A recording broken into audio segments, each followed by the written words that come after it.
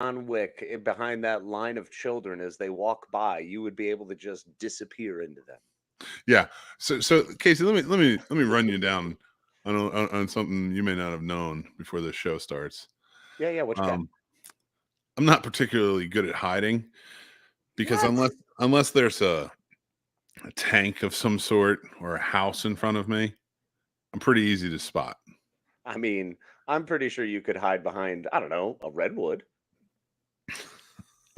That'd be pretty smooth operator of you. You'd be So, so super what you're stealthy in telling the redwood forest. what you're telling me is I have the same stealth capabilities as the Ewoks.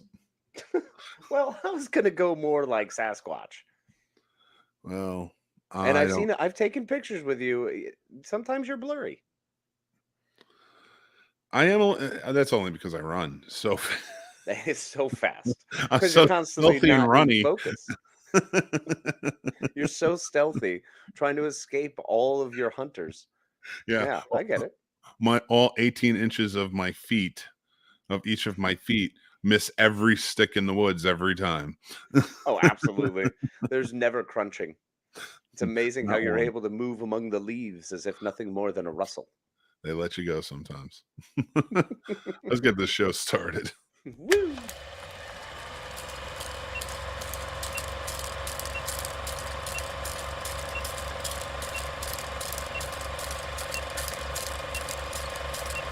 Welcome to the Scene Snobs podcast. Welcome, everybody, to the Scene Snobs podcast. I'm your host, Mick Manhattan, joined as always by my co-pilot on this magic carpet ride called life, the man, the myth, the legend, Casey the Man Plot. How you doing, buddy? I am marvelous, my friend. Thank you so much. A pleasure as always to be here with you, alongside and back on our live streams with all the folks in the world. Yeah, Singapore is Yeah, happy again. we are returned. Singapore, for some reason, really loves us. Which is great. We love Singapore. Invite us out. We'll come. I'll go to Oh, yeah, Singapore. in a 100%. heartbeat. If I'm a celebrity in Singapore, I'm in. Dude, I'll do live events there. I'd even move there. I don't care. I ain't Heck afraid. yeah. I ain't afraid of no ghosts. It's gorgeous. Hey, Ron Lippett's here. What's up, man? What's up, Ron? Pleasure to see you, sir. Baron von Lippy Pants. And I love when the Snob Nation comes out. We love all of you because why is the Snob Nation the strongest community around? Because of nuclear warheads? Because they travel in style, my friend. And what do they Oh. travel on? They travel on the thing. It's this ship, right? And Okay. it's what's the strongest ship in the fleet, my friend? Well, it's friendship, and it's amazing that it took you that long to get there. It was amazing I that did we it for you. actually got to see the process going. But you Oh my nailed it. God. This first beard comment. 20 years younger, I absolutely.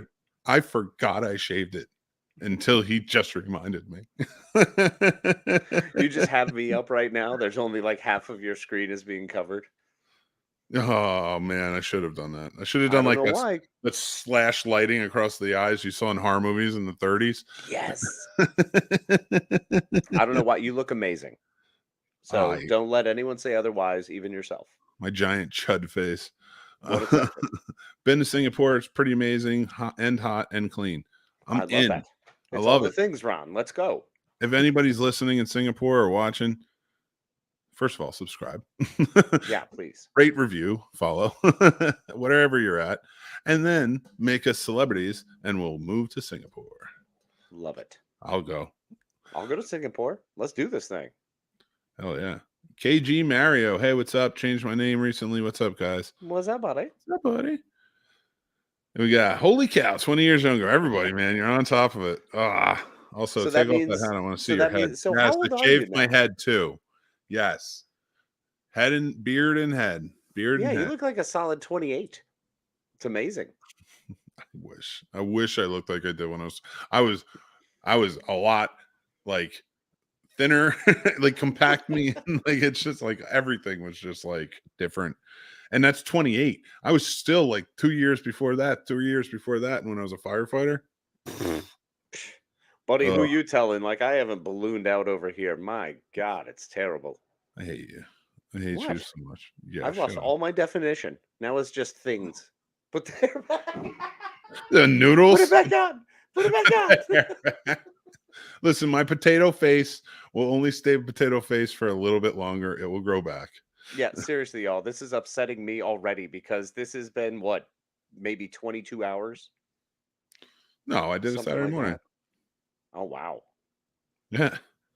I woke up the next day, I shaved it. I was like, all right. But you already have so much hair growing back. Yeah, I know. It comes back fast, man. I'm telling you. This has been like 2 weeks. Yeah, but you're a dignified man. If you were growing up in France, you'd have the white powder on your face, the little red lips, the big powdery wig, and you'd be jaunting around and stuff. It'd be pretty dope. I mean, it's amazing that you think France is still the 1700s, but I'm in because I absolutely would be doing that. Me too. No, I wouldn't. I'd be like a No. laborer. I would be a laborer. They'd be like close the gate in Mongol or whatever, and then I just got to pull it down. Or we create a like awkward friendship because I'm some weird high nobility and you're like the city guard because obviously your size makes you a warrior of some sort. Yeah. Swear to God, if in this fantasy you call me Hodor, I'm throwing you out a window. Not at all. At least you're not throwing me out a door.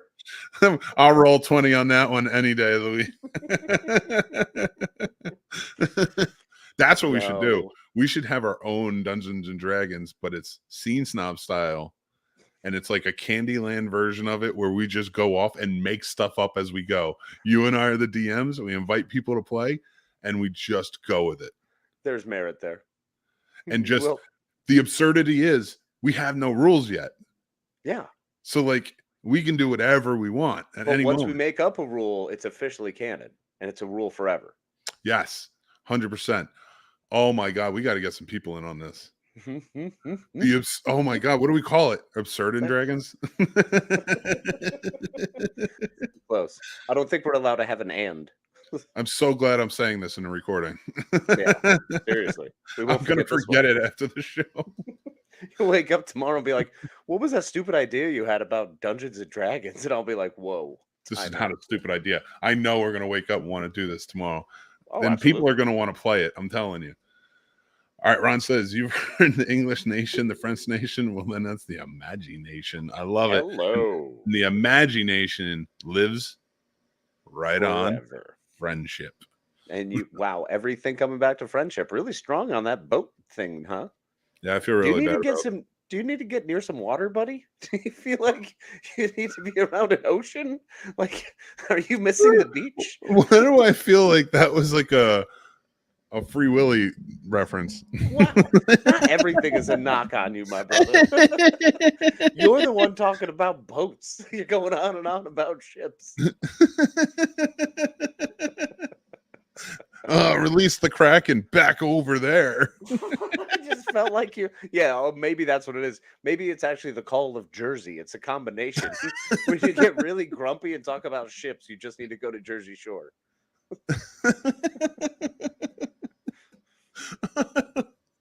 There we go. We figured it out, Mary. Oh my God. We've got a cure. Oh my God. Well, take that hat off again, Mick. Mick looks like Leonard Lawrence private pilot. Oh, that hurt my heart so hard. Oh my God. I actively was called Joker when I first started bartending. My very first shift, my very first night, my very first customer called me Private Joker. So I guess it fits. You know, I met him, right? Which one? Matt Modine? Matthew Modine. Yeah. In 2019, right before everything went to hell. Mm-hmm. It's 2019. When we were on the brink of World War III. They were simpler times. Such simpler times. Back when Andy Dufresne was my friend. Cuts at me walking to you on a boat. There's just me working on a boat. I look up and just smile. I knew he'd make it. So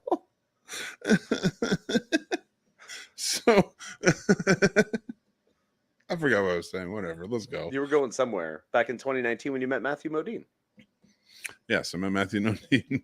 He came to the Alamo. They had a Matthew Modine weekend where they played like a ton of his movies. Mm-hmm. And the first night, George and I went to Full Metal Jacket because that's our movie. When he went, I think I've told you the story. I might have even said it on the show before, but like when he went, we were before he went for the Marines, we watched Full Metal Jacket. That was like our movie and such. So whatever, neither here nor there. So he wanted to. A special moment. It was, and that's like our movie. So like we had a lot of fun. As soon as he saw it was there, he's like, I didn't even know Matthew Modine was going to be there. Yeah. George goes, hey, they're playing Full Metal Jacket at the Alamo. I look it up. I'm like, oh shit, man, Dean's gonna be there for everything. So like we went and saw like 4 or 5 movies that weekend. It's awesome. But we met him and George got his cover signed. And it was the same one he got Arlie Ermy to sign when he was in Paris. Oh, wow. I remember him. So they're both signed. It was pretty cool. And he told us some stories about Arlie. And it was a lot of fun. And then I had a great conversation with him. Like we were watching Pacific Heights. Mm-hmm. Great movie if anybody hasn't seen it. And before it started, he like sat down next to me because we had started talking. And he remembered me from the Arlie Ermy stories. So we were talking, I'm talking to him and I go, let me ask you a question. Who's your favorite Batman that you worked with? And he's just like, Michael Keaton. I didn't work with another Batman. I was like, you were in The Dark Knight Rises. He's like, oh my God. When you don't remember you were in a movie. Oh, I should say, and to listen, to his credit, I can see him forgetting it was like a 12 midnight showing of this movie, and he had been there all day for every viewing, doing Q&As and stuff. So I don't blame him for not remembering he was in that one. Totally fair. Were you there for the Memphis Belle by chance? Mary went with her father. Okay, I didn't get to go see that one, but we went and saw, and the band played on. Pacific Heights, Full Metal Jacket. She went and saw Memphis Belle. And what else did I see? I saw something else too. Vision Quest? No, that was playing the same time as because that's mine and George's. Like we used to watch that movie a lot when we were kids because in high school he wrestled. Mm-hmm. So that was like a big like movie for wrestlers, I guess. So I would watch it with him when it was as on. a wrestler can confirm. There you go. So he would watch. That was like our other movie because I was like, they're playing Vision Quest, right? And he's like, oh shit, if it was any other movie, I'd say let's sneak out and go now. But yeah, no, it was always fun. Hey, Radar's here. What's up, man? Hey, Radar, what's up, buddy? Radar, you missed it. We are gonna come up with our own Dungeons and Dragons game to play online or here or whatever. Yeah, it's gonna be great. Yeah, we can run a D&D server like KG Mario says. I don't want a server. I want to do it here. I just want people to come on and like try to do stuff and. Yeah, but we'll run it all through our Discord. We'll set up a channel on our Discord. Do you know how to do that? We can keep the rules going. I do indeed. Can you do that? We'll get this rolling. I like this idea. I can't wait for us to be like a 4th level podcaster versus like, oh gosh, what if we get like Phil Better? What if we get a mogul who becomes like a mini boss? Yes. Oh my God. Gosh. And that's the best part. Is it all podcasting? Of course not. This is Absurd and Dragons. Because it's also gonna have like Jaws characters. Because Quint will be there. Quint will help give us a ride when we need to be ferried from the island. Which island? Yes. Island Nublar. Come get some. That's what we're gonna call it. We're gonna call it Absurdity and Drag. No, I messed it up again. You keep going back to it. No, absurd. We'll call it like Absurdity and Krakens. Yes. More mythological beasts come on in. And then we'll just get a plane going. But it's just us making shit as we go. We're gonna be like Dumbledore at the end of every school year and just be like, you get 7,000 points. Hey, you cleaned up a spot in the bathroom. You get 4,000 points. What? And always make them win by 1 point more than that team that actually earned all the points. Exactly. He was the worst wizard, man. And speaking of other heroes. Well, he just played favorites. I mean, everyone's saying that he was unbiased. Nah, man, he leaned hard one way. That's cool. It worked out in the end, destroyed evil. Did he though? He died. I mean, well, he helped it. He ferried it in. Didn't Obi-Wan die? Come on. Dumbledore, pain in the ass. He's a very heroic moment in movie action, man. When he sacrifices himself and lets himself get blowed out the window. You're a terrible human being for this, because I can't. That's not I'm gonna piss off so many people by talking about this. I'm not a big fan of the Harry Potter movies, and I don't like to say that lightly because my kids are fanatical about them, and they'll kill me if they hear that. They'll only see this in another 4 years. It's fine, and they'll still be fans. Oh yeah. Well, it's not going to go away. I mean, it's there forever now. I know. It's too late. And now they're making a TV show, so it's like, oh, great. Now we're gonna, and it's like it was like a TV show that got like a guaranteed 10 seasons. What? It was something like that. I have to go back and look, like, because I'm pretty sure they said like they're guaranteed 10 seasons to tell this. Because it's Harry Potter. Is it going to go wrong? Probably not. Are you kidding me? Did you see the freaking Fantastic Beasts movies? They can go wrong. They could go very wrong. I liked them, actually. I didn't dislike them. I just didn't think they were as good as captivating as the Harry Potter ones. The Jellicoe effect. Here, no, I'm going to tell you exactly what it is. You can't just yell Jellicoe effect. Jellicoe effect. That's a new rule, and this goes for D&D and real life. For our new game, we got to find a thing to call it other than D&D, because I'm pretty sure Wizards of the West Coast owns that Joker. No, no. Oh fuck, does it? Wait, Absurdity and Krakens. Snobs and Krakens. You can't call it Absurdity and Krakens? I like Snobs and Krakens because it ties us directly into it. Okay, Snobs and Absurdity is just a word. I know, but I like it. Much like chaos. No. So hear me out. Jellicoe effect. And it is in, because here's what it is. It's the first time I ever coined the phrase, right? Was not tonight. No. I don't want to let go of like who our interview was earlier. So I'm just going to say the person I was talking to earlier, right? We were talking about Star Trek, and we talked about the Jellicoe, because we were talking about a certain character on the new Picard and why people didn't like him or her. Why people? Wait, why is that different? Okay, so I'm trying to figure this out without telling anybody anything. I'm bad at secrets. I'm always bad at secrets. Never give me a secret. I'm terribly. They're not even going to hear that part of the conversation earlier, you dick. So, all right. The Jellicoe effect is basically this: when you don't like a character that comes onto a show, an established show that you like, right? That is, it's a Jellicoe effect. It's because they may be right. They may be doing everything properly, nothing wrong, not treating anybody bad. They may be a good character, but you think they're bad because they're challenging people you like. Yep. And that fits into life. So Jellicoe effect. It's pretty damn good. I like it. That's thank you. Okay. Well done. I'm glad. Oh my God, Kathleen, go away. She's going to watch tonight. Mixed face. It's so facey. Don't worry, it's coming back. Just give it another hour. At the end of the show, he may in fact have his part of his beard back. Sometimes you just got to shave your beard, whatever. Yeah, absolutely, I've seen everyone do. I feel so naked though. I feel stupid. I feel like I hate my giant potato face. You are not stupid. You don't have a giant potato face. You're a beautiful hunk of man. And I will not let you continue to put yourself down when you just need to sometimes shave.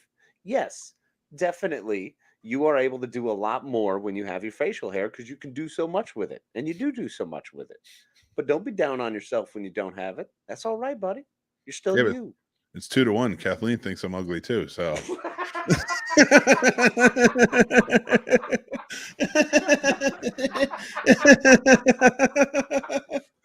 Damn, that was good. That was funny. That was good. Oh man. I want to talk hero moments. That was a pretty damn good topic that I thought of. And now It's a very good. I segued us to it. Oh, you did. That's right. my apologies. So that's where the title of this episode comes from. I'm tired and I want to go to bed, from Jaws. Mm-hmm. Their big like heroic moment when he tells the story, but they sing the song at first. I'm tired and I want to go to bed. Had a So drink about an hour ago and it went straight to my head. So I'm sure Universal owns that. Let's not screw around too much. Whoops. So, watching, when I was watching. So I definitely shouldn't talk like this anymore for the rest of the night. No, don't do that. This is going to screw with my head. No, but I thought we should talk about like heroic heroes in movies, like their heroic moments or speeches and stuff. Yeah. I love that. Start us off, because I am. All right, I will lead off this charge, since I kind of popped in with a Dumbledore bit, and I do think that is, if nothing else, it's an iconic moment in a huge movie series. So it's an easy one to see and pretty highly visible. So I'm going to go with another one that's actually really visible for me, that I love, that really nailed me in the guts more recently. And that was the Yondu sacrifice in Guardians of the Galaxy 2. That is a big hero moment, man. They really turned that character around between movies, didn't they? Yes, they did. They did a fantastic job. And we both love Michael Rooker. So seeing him get that moment to be just the most ultimate hero, sacrificing for his child, it's freaking beautiful. And I don't think there's a cooler way to do it than someone flying off saying, "I'm Mary Poppins, y'all." Oh, I beg to differ. now you challenged me, and now I'm pissed because I'm like, I just thought of another one that was really good, and it was good, and I'm going to talk about it right now. What you got? So my hero is Kathleen for saying that I didn't say you're ugly. It's just uncomfortable. See? No, that's not really my hero. I don't care about it's that. It's like the face of Bo. Give it about 50,000 more years and it'll be fully stretched out.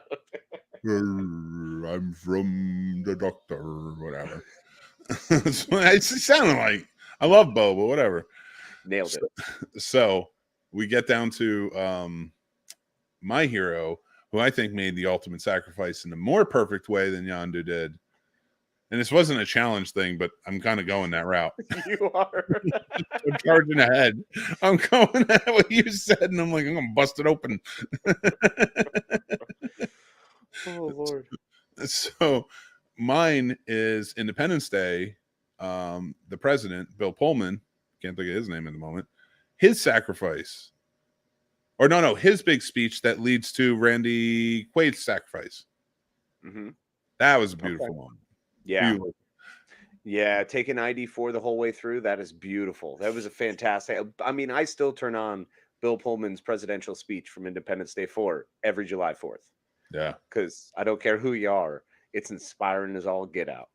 So love that one. Speaking of another inspiring speech, though, I have to go with the character. Oh, I just forgot his name. Sorry. John Keating from Dead Poets Society, played by Robin Williams. Standing on that desk and singing, "Oh, Captain, my Captain," was absolutely amazing. It inspired and thrilled. So I was, really dug that moment. I hate to break it to you, Casey, but you're, what do I like to say when you say these things? Wrong. Oh, well then please, my friend, enlighten me. Yeah, right here. You want to talk about teachers inspiring and motivating? Let me bring you to a little movie I like to call Dangerous Minds. Oh, good. Michelle Pfeiffer's character? Awesome. I'm sorry. Did John Keating over in Dead Man's Land have a kick-ass song done by Coolio? At least you didn't decide to go with a baseball bat wielding freaking vice principal of a school to be heroic. Which movie are you talking about? Because there's a couple I could choose between here. The 80s were really weird, man. It was a lot of weird stuff. It was all about beating up teenagers and how dangerous the teenagers were. Dude, running the school. The principal, Lean on Me, Class of '84, and I think that 21 Jump Street definitely made me feel like I'm going to federal prison when I get into high school. That's what it felt like. It felt like everybody got murdered all the time. All the time. And it was nothing like that. Oh my God. No, I can't do this. Lean on Me was definitely the tops in health, those that you read off. Because I'm Lean on Me, thinking the about Principal's number 2, because that's Jim Belushi, right? The Principal? the Principal. It's Jim Belushi and Louis Gossett Jr. That's right. I love Louis Gossett Jr., man. He plays like the Between Iron the Eagle and hey, Chappie and Iron Eagle. You want to talk about hero? How about Chappie and Iron Eagle, bro? What did he do? He didn't do nothing. The Who's sun talking saved about? him. The sun saved him. It was his Not plan. in number 3. In number 3, he came in with all of his old heads, and they flew those classic World War II planes. I want to listen. I don't like to curse anymore, but fuck you, Casey. That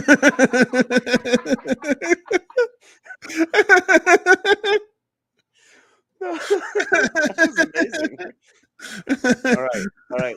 Okay, I'm gonna go back to a real heroic moment now because I do have a few legit ones that I felt were good. Okay. Boromir in Fellowship of the Ring, man. Oh my God. Yes. That's that's Sean solid, Bean dying, dude. Fighting the whole way. Mm-hmm. With Oh that my song God. about, I mean, that Elvis song playing in the background, and when you find out what the words are, they're so beautiful. I'm sorry I don't have them in front of me. You should look it up though, because it's just gorgeous. Like, it's talking about being the shield that'll break the arrow and everything as he's getting shot. Oh, woo. Oh my God. That's such a great heroic moment. Oh, Boromir, man. After everything, I gotta rewatch those movies, man. I mean, he just turned on him, had just realized that he turned on him and was fighting back against it. That's what was calling to him the whole time. Yeah. And it wasn't until his very last moments, last breath, that he was able to redeem himself. Oh, it really is, man. That's awesome. That's such a good. That might be the best one. I'm thinking of other ones. I'm thinking of like lots of other movies and stuff, and I'm like trying to get there. That's such a good one, man. I mean, one that's up there is definitely like the T-800 and T2 when he says goodbye because he has to kill himself. It's a good one, but it's not a great. It's not Boromir level. It didn't do it, and it was, it's him giving the thumbs up, and I don't know, there's a little too much cheesiness there. You know what that reminds me of? Oddly enough, my mind's like my brain circuits went right to Titanic, right? So when Jack goes in the water, he just gives a thumbs up. Oh, I found room on the door. Bye bye. Blub blub. That's terrible. No, but I'm telling you, stop it. No, that movie, I watched a video the other day. It was hilarious. And it's a guy who's just standing by a keyboard and they're watching that scene with him. And as soon as he sinks in, he starts playing Under the Sea from the Little It was amazing. That's perfectly timed. It really was, because you're watching him sink away and it's just like under the sea. That's what you'll be.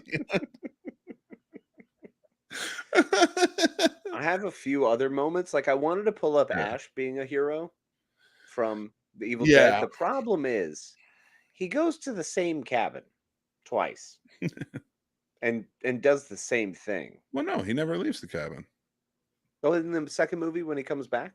No, remember, because at the end of the first one, the evil came in after him, right? Like, remember, he was traveling around, came to the house, and found him.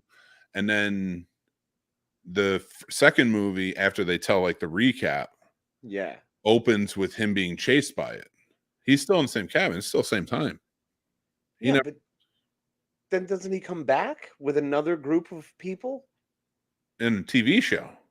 Like 30 years later. Okay. Oh yeah, I'm mixing my stuff up. Hey, no, Ash deserves to be a hero. I mean, yeah, of course, he's a hero, especially. But his most heroic moments, in my opinion, came in Army of Darkness. Well, agreed. That's absolutely when he was a hero. Give me some sugar, babe. Like, that's great. I meant more along the lines of like he was leading an army at this point. Oh no, I was talking about when he kills a witch in the S Mart, and then smooches a chick. Take it right. So you're not allowed to watch love movies before the show anymore.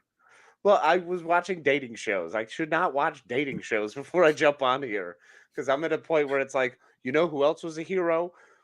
Rachel McAdams in The Notebook, because she was willing to love and throw herself. Was she though? No, she wasn't. She didn't care.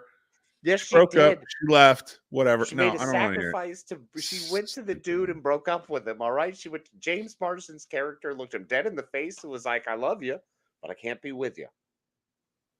And she went right back to where she belonged. Yeah. Home with her very rich parents. Now with that Noah guy. Those rich parents who one day would probably breed her into wealth even more. And then when she's an old woman and she doesn't remember who anybody is, Noah's fine. He's off with like whoever he married in the future. And she's got somebody to take care of her because she's already lost it. Yeah. So, but instead of Noah, like, no, I'll die with you. I'll just straight up die with you, right? I'm fine. I'm okay. Well, no, he wasn't. He was struggling. He had all this sickness too. He was all banged up. Yeah. Didn't he have a heart attack? He had a freaking heart attack right there in the room. Yeah, because his wife died and he's like, I'm done. No, not then. It was before then. When she, mentally collapsed again. Oh, she came in and laid with him, right? No, he went in and laid with her. I don't know what the hell. This stupid movie. Go rewatch that movie. Go rewatch Although that. I do love Nick Brilliant Cassavetes. tale. Nick Cassavetes is the man. And then how about Spock in Star Trek 2, Wrath of Khan? Buddy. Oh, yeah, it's a good one. Sacrifices himself, save a ship. Hey, it's right behind me. I put it up. Saves the crew. Yes, sir. Some heartbreak right there, man. You can bring some tears on tonight. I don't know why you gotta do this to me, dude. It's only 9:30.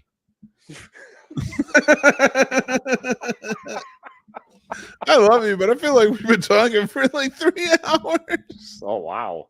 Well, we have been talking every day and have lots going every day. No, I'm not saying it's a bad thing that we're talking. I'm just saying it feels like we've been talking for like 3 hours.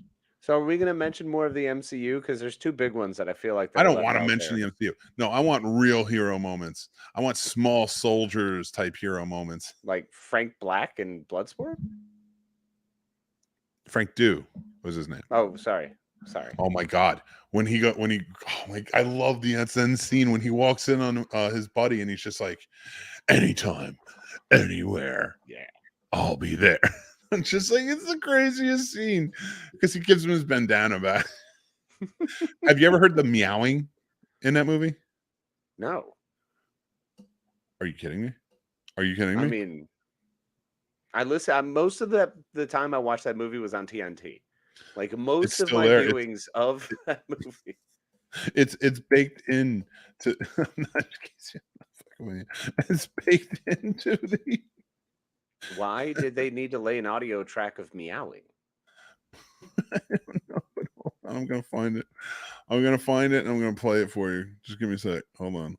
So okay, hold on. All right. Well, while you're doing that, I've got another great hero. That's probably way better. Yeah. Keep talking. Harry Stamper in Armageddon saves the world. Now somehow Bruce Willis saves the planet. Smug. Bruce Willis is so smug in that movie. It's not heroic. He was just like, you know what? I'm stubborn. You're not going to die from my little girl. I'm going to die from my little girl. He wasn't saving AJ. He was more okay with being dead than watching him marry his daughter. That was a safer outcome for him. He was like, I'm better off with this. I don't want to have to deal with this crew when they get back. I don't want to deal with any of the fanfare. I'm just going to be done. Yeah. Close it out on this rock. All right, let me play this thing because I can't play it for long, but it's ridiculous, and I want everybody to kind of check it out. Meowing in Bloodsport. All right, here we go. Ready? Are you ready?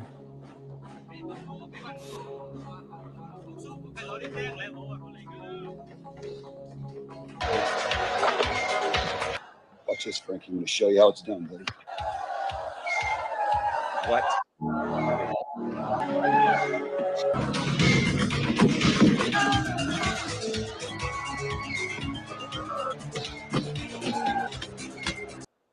No, it's what is that? Was that You like heard the it, right? producer's pet cat? Dude, here's the thing. I know some people are like, well, that can't be the real movie. They probably edited those.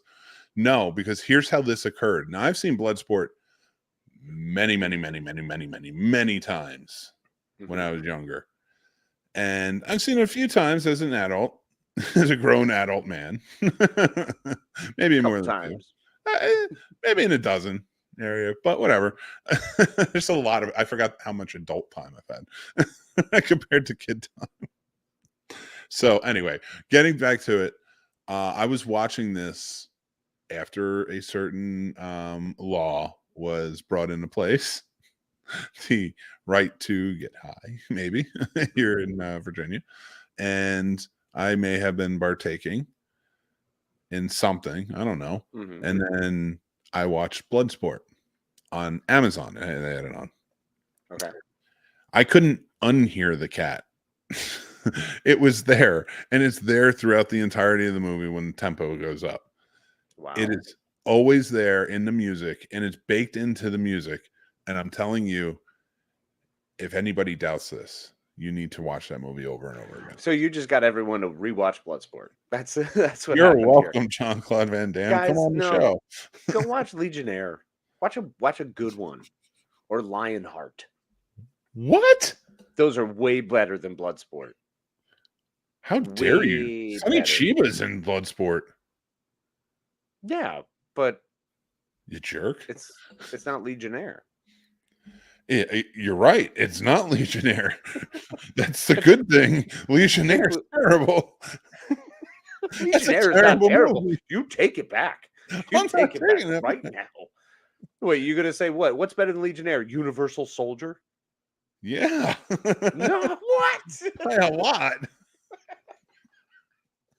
Like Legionnaire, by your taste in Jean-Claude Van Damme movies. If I had a scale in front of me, and this is a quantifiable thing to do, I would throw maybe like Legionnaire on one side, I don't know, The Quest on the other side, and kind of see which one is worse. I mean, but yeah, no, the good ones that he made, that's the one. Okay, again, if I'm throwing it on a scale, I'm throwing Universal Soldier: The Return on there. And Lionheart, which is going to smoke it. Well, Lionheart's better than Legionnaire. Okay, we can agree on that one. He was a Legionnaire in it, so you still get that correlation there. It's basically the same story. It's so bad. And in fact, when I watched Lionheart and saw he was in the Legionnaire, and I had only ever heard of the Legionnaire in like old movies and stuff like that, I'm still not even 100% sure what they are. But anyway, that's neither here nor there. It's like The Secret Garden. I don't want to know where or what it is. Wait, the one that Bruce Springsteen is singing about? No, or the actual the Secret book. Garden from the book. The book. I think I told you this when I was in the 4th or 5th grade. My teacher started reading that book to us, and she only got up to a certain point before anybody got into the garden, and she never finished it. And that was like in the beginning of the year, so I don't even know what happened. She just stopped reading to us. What? She didn't read the book anymore. Wow. So I never found out what was in the Secret Garden, and I never want to. I never want to know. Well, you'd be amazed to find out that you can actually find friendship in the Secret Garden. I believe that. But only the type of friendship you find in the Jersey Secret Garden. Ooh, like a scrapyard? Is that what you call your secret gardens? Shit, just are they scrapyard morgues? There's a scrapyard and a strip club on this side, but if you go to the scrapyard and the morgue side, there's a whole different scene over there. Welcome to our scrapyard /recycling /skydiving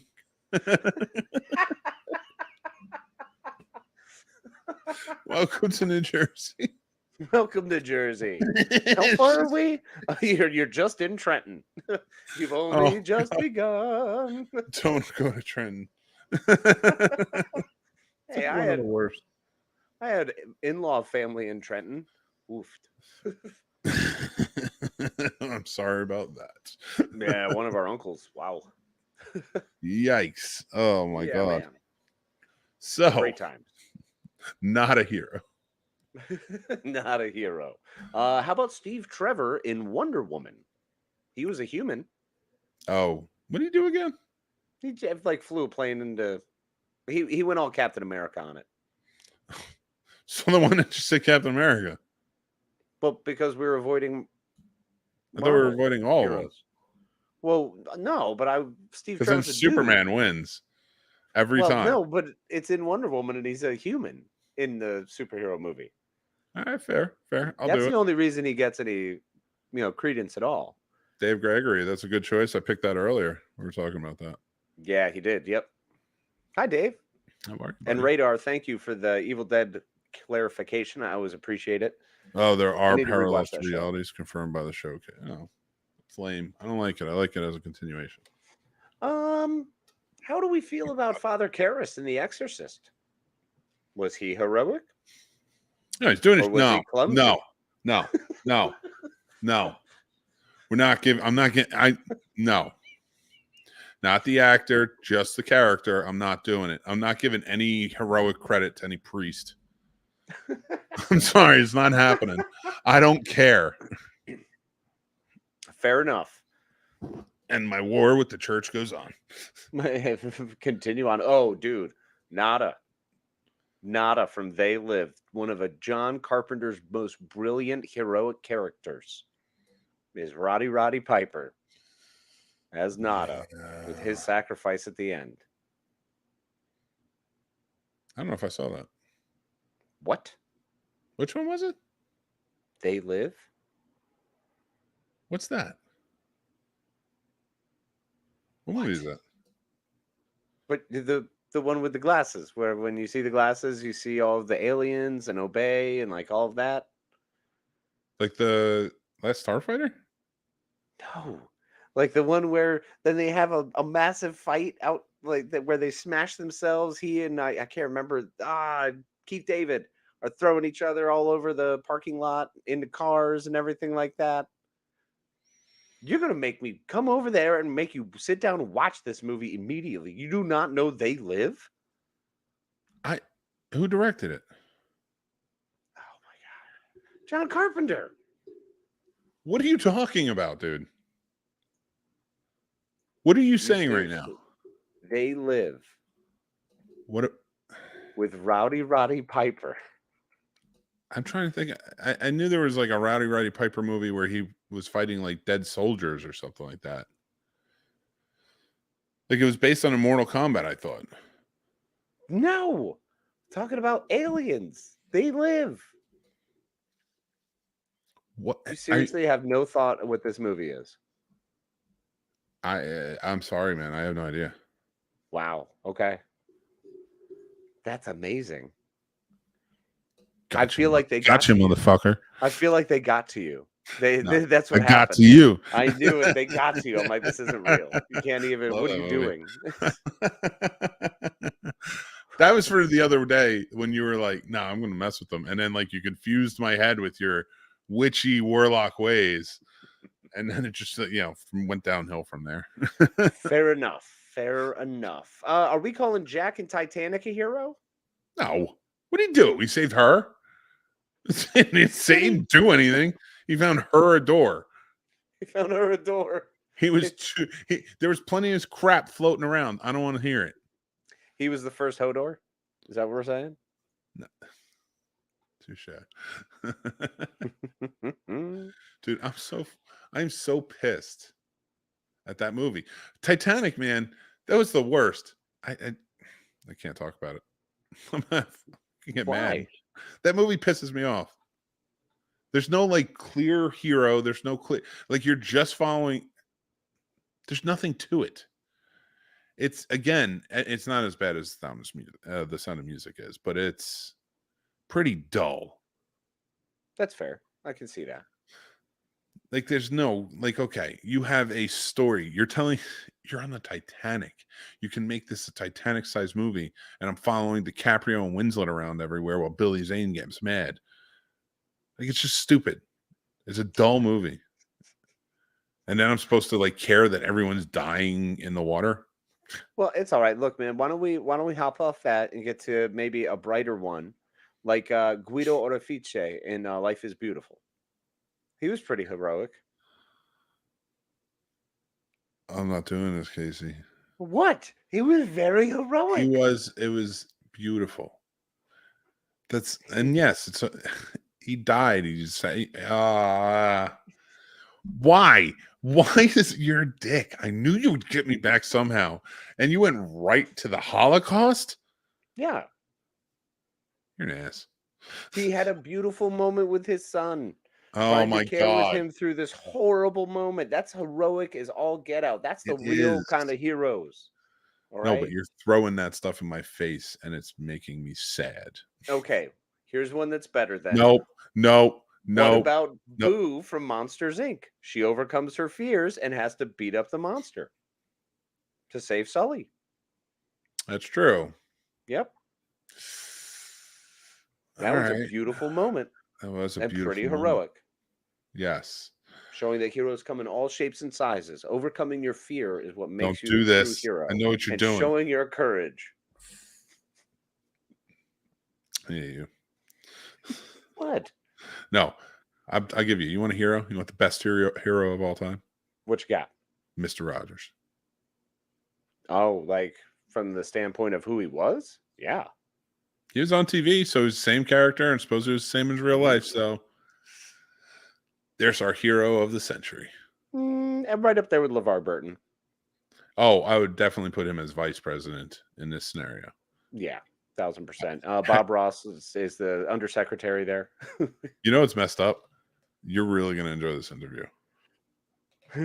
Oh, I believe I am. We talk about this too. Yeah, I mean, like, but in a different way. Like, oh my God, I feel like he and I could have our own show. You probably could. I never want to, though. I would. No, it's fine. Him out. It's fine. I would sacrifice myself the way Bing Bong did in and Out. I hate you. Or Inside Out. Yeah. Oh my God. Don't say up. No, because there's not really a heroic factor there. That's a beautiful story. And the love story in the beginning is, bar none, one of the most beautiful love stories ever. He wanted to put the house in the same place she painted. Mm-hmm. Casey, that's kicking me in the heart, man. That's kicking me in the heart. Almost as bad as Bing Bong. You just gotta believe. I hate you so goddamn much. Why do you do this to me? All I did was pretend that They Live doesn't exist. That's all you did. Yeah, sure. It was all I did. You know? Oh man. Well, I can bring it back to some other heroes because there's some other heroes that are a little less brutal. John Rambo. John Rambo. Not a hero. Depends on whose perspective you're selling it from.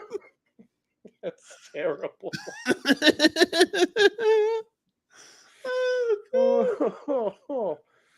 I was gonna say from TV, Buffy Summers, man.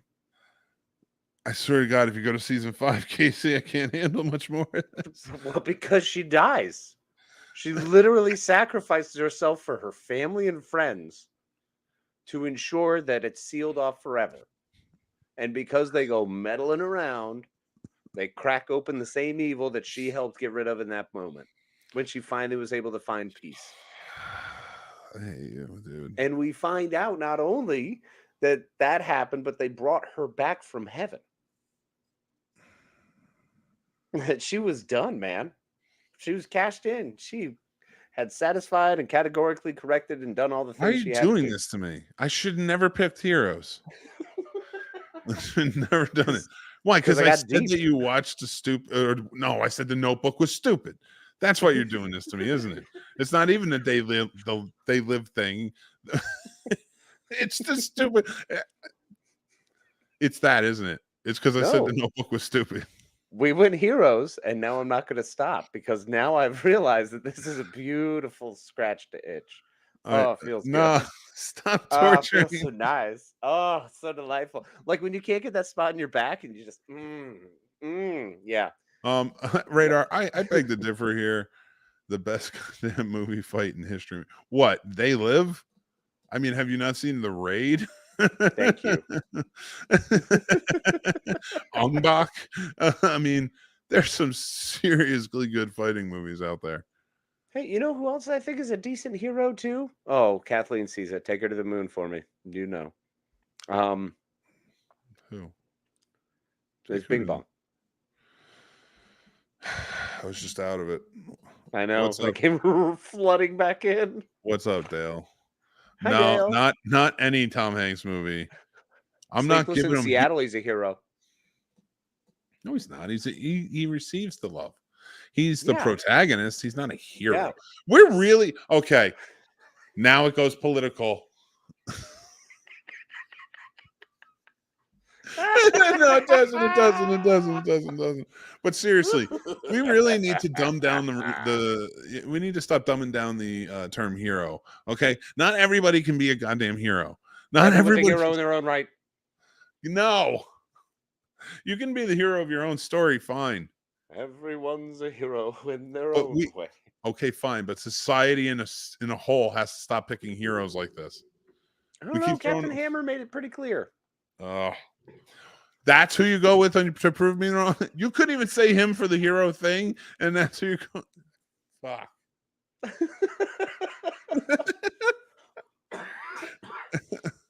Well, I mean, he's amazing. He's a hero. I hate you. My God, I am so sorry for just being gross. Hold on.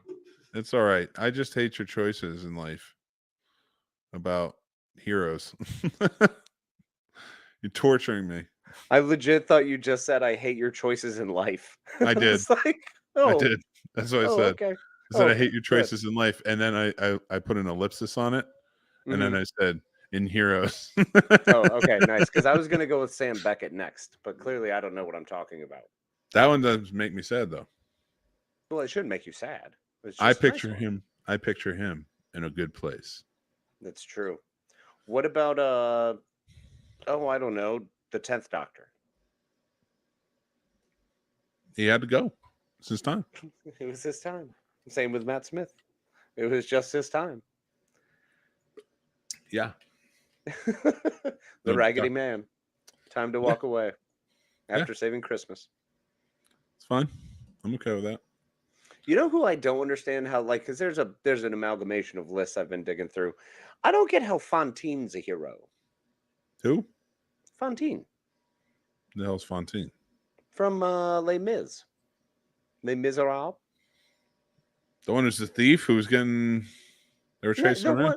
The one in the beginning who gets her hair cut and sings the... Oh. Yeah. Isn't she the mom of the other one? Yeah, the mom of the little girl. Yep. Dude, I don't give a shit about that play. There's no real heroes in that story. Everyone's just pretty much trash, living in a trash world. It don't have Cat Taylor Swift. I don't want to see it. Atticus Finch. He should have never lost that case. Fucking Southerners. Does it feel different now? Like, I wonder, after all these years removed, is he still a hero? He was grown up. He was considered one when I was a young lad. Who? Atticus Finch. Yeah, he's definitely 100% a hero. Okay.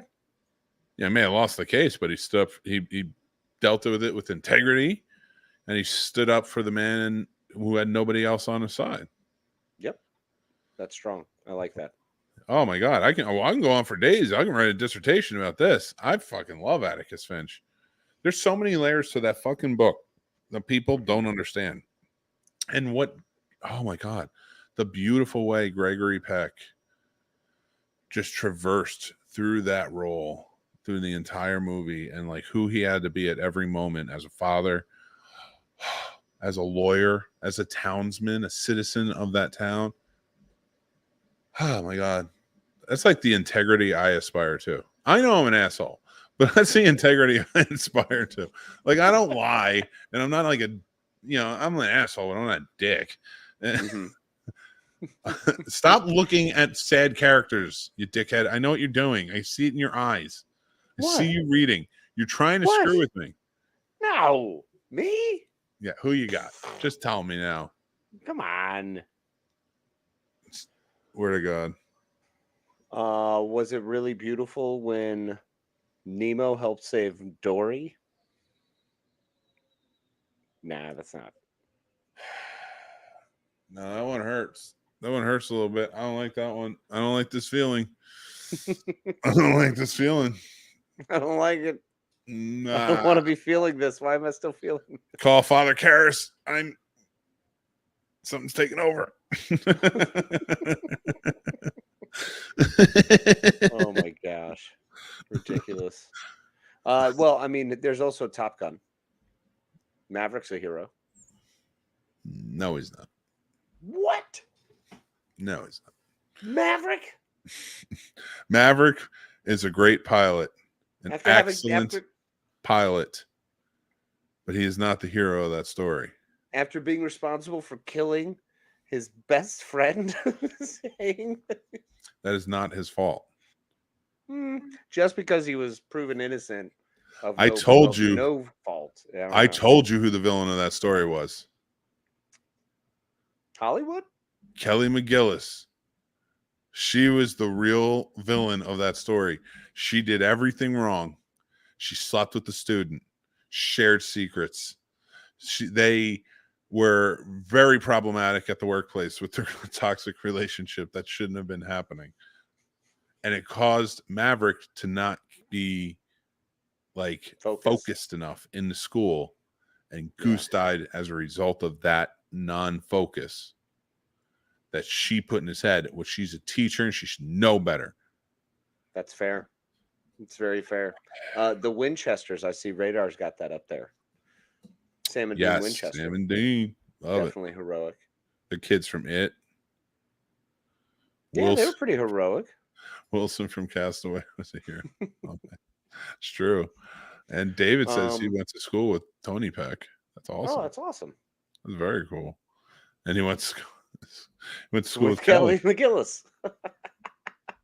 Oh my God, where did everybody live? Yeah, right.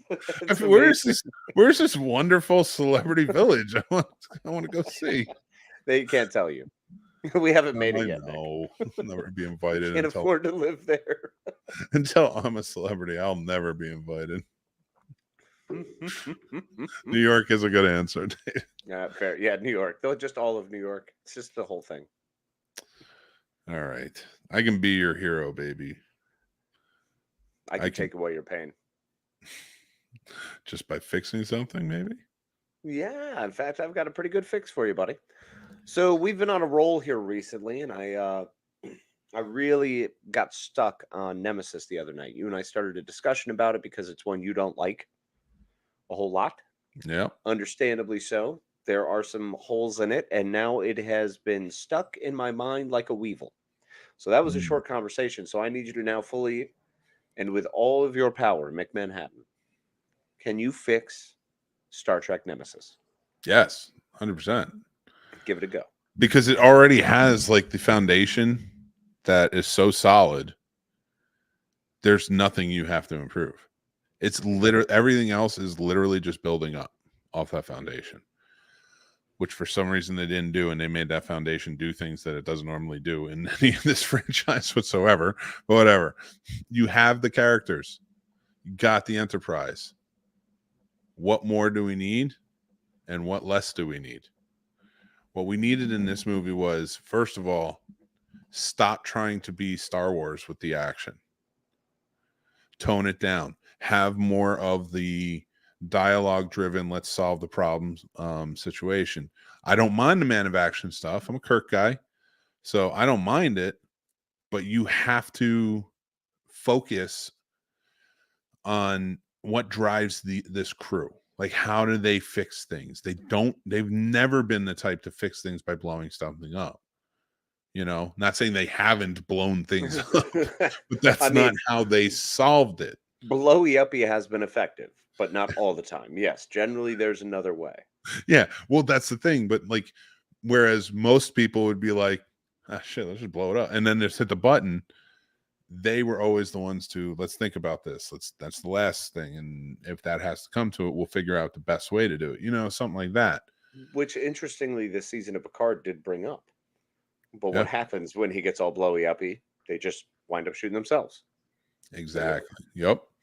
So you know, watching that and watching Nemesis and seeing the direction they wanted to take it, because again, we were very lucky with Insurrection. It came out in 1998, a year before Phantom Menace came out. So you know, once Phantom Menace came out, it just propelled to like everything's got to be like Star Wars right now. And even that, I think Nemesis was like the biggest campaign of like figures they were trying to put out. You know, so what that tells me is you guys need to dumb this down and dumb it down in a way that's like, okay, and we don't need bright, shiny things like that, because they've proven that in like 3 other movies before. You got to have them interact. You got to have them fix things. So who do you take out and how do you change that? Mm-hmm.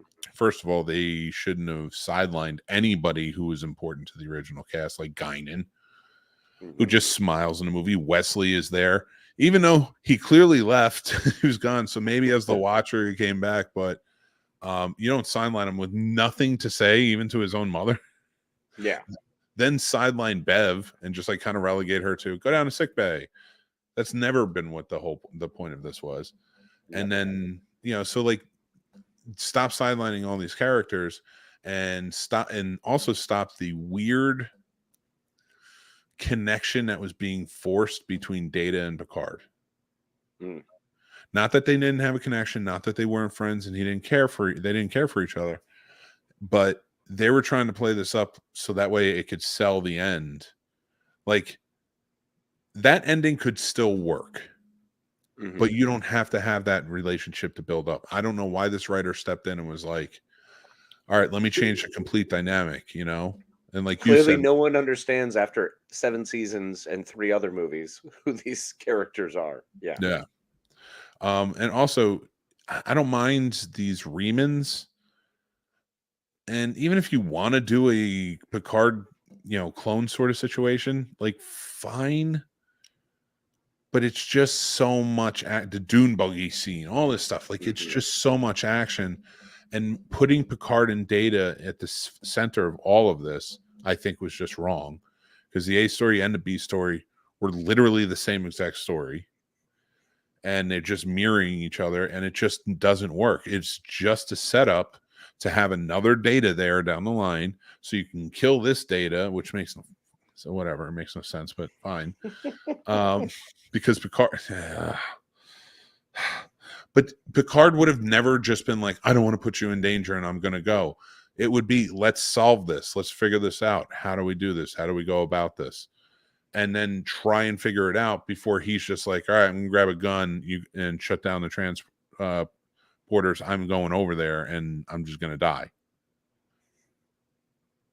All the years they've been doing this, like it's never been like that. Yeah, fair. Even with the Borg, he wasn't really like that. He knew he needed his crew to help him. So to fix this movie, you really have to take those elements out of it. So I really think you needed to take the clone element out of it. I think you needed to make it more along the lines of what the insurrection fight was becoming. You know what I mean? Like where it was more like, let's try and work this out, figure it out while we're having this fight, where there's interaction, and take out these really weird heroic points, like Riker for some reason leaving the bridge while Picard's on another ship, just saying, hey, in this crisis, you take the bridge. And I think it was just Troy.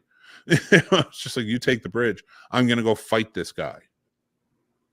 You know, where is the Riker that always, you know, which they even said in this movie, you shouldn't go, Captain. You shouldn't go on away missions. Your place is on the bridge, you know, but fight him on it. So Riker's just going to be like, all right, Picard left. I'm going to roll out. Go deal with this. Now I'm not going to get Worf to do it. Sure, but it's Troy too. I mean, she's a fully capable bridge officer.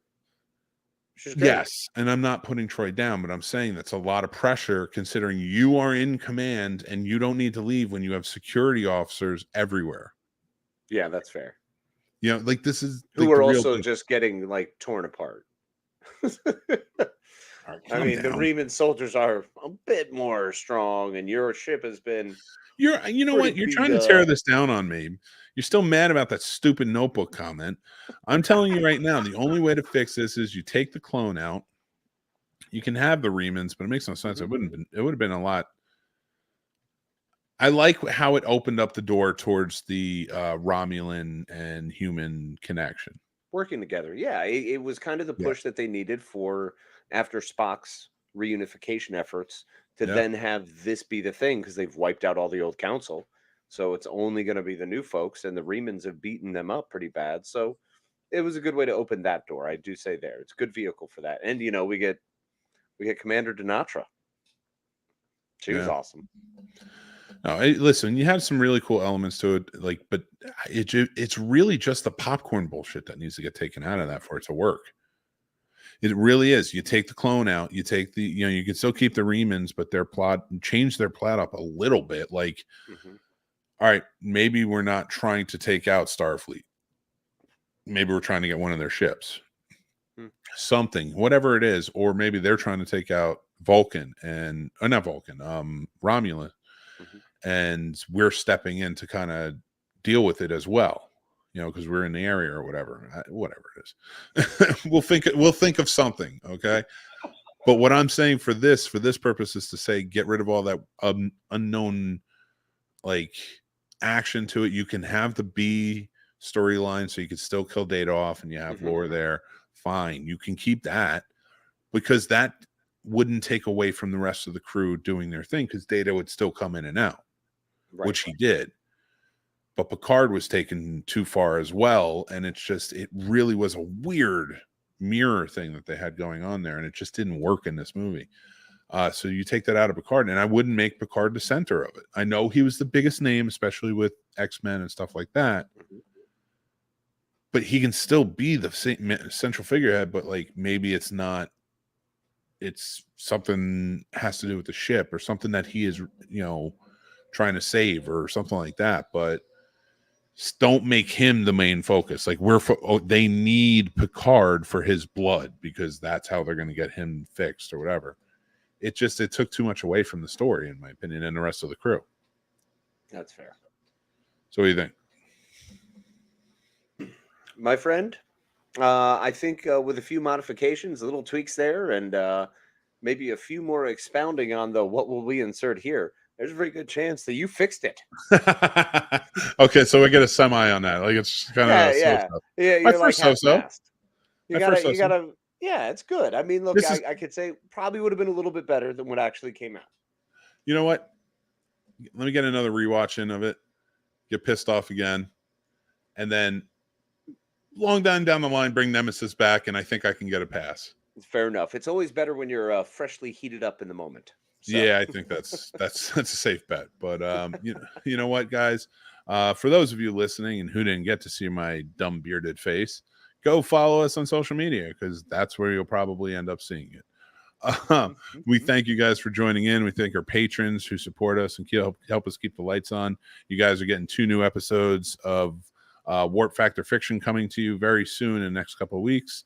Also, a new Quarter Impulse is coming, and a very special interview that we will talk about once it gets there. Will be on Patreon first, of course. So go sign up if you haven't already.